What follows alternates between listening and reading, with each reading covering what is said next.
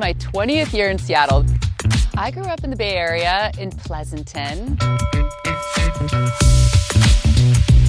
Was Pleasanton as pleasant as the name implies? We've never heard that before. No one's ever asked that before, actually. Sorry, I'm not the most original interviewer. Actually, it was named after someone named General Pleasanton. And what's crazy is he was very unpleasant. Yeah, it's kind of like, the fat guy named Slim.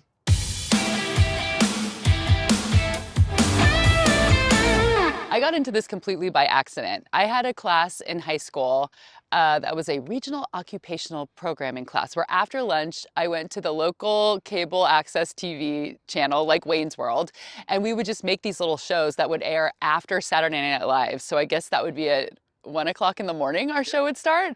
And it was so fun. I mean, they would just set us free. They would give us cameras. And to be honest, we would like smoke a bunch of pot and we'd make music videos. And I'm like, this is it. I want to be a movie director. So I went to Chico State in Northern California, and that was my major. I went in trying to be a movie director, even though I didn't really know what that meant. And at my school, it was called Media Arts, and it was TV, radio, and film. So I'm just taking classes, and there was one radio class taught by this guy who worked at the local NPR station. And we were making a news show, and I won the part of the anchor. And so because of that, they gave me an internship at the local news radio station. I had never been interested in the news, but I loved the newsroom from the very first week. I was like, these are my people. They're so weird. Everyone has a dark sense of humor. I can be completely myself here. I can wear whatever I want. I can swear. We had all these inside jokes, and I just was like, I want to keep doing this. I like to listen back to my old stories where I sound like this. Hello, I'm Rachel Belle. And I mean, it sounds like a parody of what someone doing news radio is. I did that for many years, and I just started getting burnt out on it because it can be depressing. I mean, I remember one day I had to go from one funeral to the next of people who had been murdered. And I always kind of thought that I was cut out for this job because I wasn't very affected by things like that. Obviously, I have emotions, but I could do this job and not cry at every story. But that was the first time I cried, and I actually had to leave this funeral. So I'm doing all my murders and my courtrooms and all that kind of stuff. And the typical, these stories. It's 100 degrees in Seattle. Let's see how people are coping with the heat out here. And there was a new Mission Impossible movie coming out. I think this was 2007, 2008. And there was a nationwide contest that whoever won, Tom Cruise would come to your city and he would go to the movies with you and you would get to watch the premiere. So the person who won this was from Aberdeen. And I was assigned this story, and I go down to this shopping center in Aberdeen, like this big mall where the movie theater is, and they have a red carpet, and there's hundreds of people out there, and a helicopter comes in, and Tom Cruise comes down on the ladder, and Katie Holmes was with them. And it was the first time that I got to be myself covering a story. It was live, but normally when I was doing live, I was outside of the courthouse. And I was talking about Tom Cruise, and I went on the Ron and Don show, which was a long-running show on Cairo Radio. And they were asking me all kind of questions, and I got to be humorous and myself. And they just went straight to management and said, this is what she should be doing.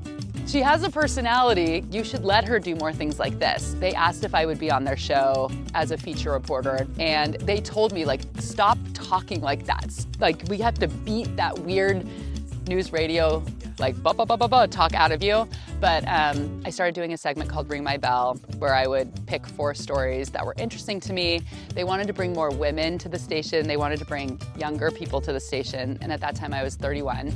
And it worked.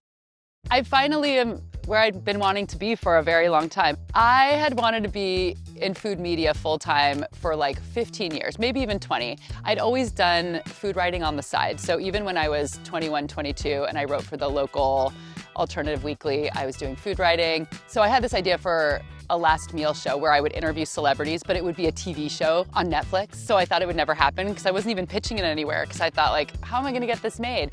And the idea would be that I would interview the celebrity about their last meal, and then we would go anywhere in the world to kind of track down the best version of it, whether it was in their mom's kitchen or, we'd go to Hong Kong to have dim sum. So at Cairo Radio, they decided they wanted to start doing a little podcast network. And they said, anybody who wants a show, make a pilot episode, and then we'll choose 3 of them and you'll get to make them. So I'm like, oh, I think that I could turn that TV idea into a podcast. And I kind of had a strategy behind it because I thought, okay, if you have celebrities, you'll get people who are interested in celebrity interviews. Then there's the food aspect of it, so that's like another audience. So I thought this was like a good way to bring in different people to listen to this show. And I kind of just used my experience of doing radio stories. And I've interviewed everyone from William Shatner to Jenny Slate, Isaac Mizrahi, which became a friendship, which was really fun. But it was kind of hard at first because in radio and news radio, everything had to be 30 seconds or a minute. And so I found myself, when I had unlimited time, still like cutting up audio and making it too tight and like really tightening everything up. And I had to be told, like, you can have space. You don't have to cut people's ums out. You can let there be silence when someone's thinking about something because that creates emotion. So it was kind of like learning to lighten up on the storytelling. Do a thoughtful pause right now. Yeah, that totally works. It did. It just really feels like a dream job. I think everything's timing. I had wanted to leave news radio for many years, and I just couldn't figure out how. I didn't know exactly what I wanted to do, but I knew I would know it when I found it. And so opportunities would come up where I would, host some event or meet people a certain way and be like, this is it. They're gonna save me. They're gonna take me out, and then it just wouldn't work out. So when I finally quit Cairo, the universe just kind of opened up to me in this way that was kind of magical. Cascade PBS came to me and asked me if I wanted to do my podcast with them, and then just said, you have to have a TV show if you come and work here. And I was like, okay. Now I do this show, The Nosh, where I get to do food and drink storytelling around the Puget Sound. And again, it's like, it's all my ideas. They just let me do whatever I want. And now a published author, cookbook author? Yeah, I have my cookbook, Open Sesame. I am not a workaholic, but I do love the work that I do. And I keep telling people, like, I don't know what happened. I don't know why I'm so lucky. And people have to remind me, like, you worked really hard for a very long time.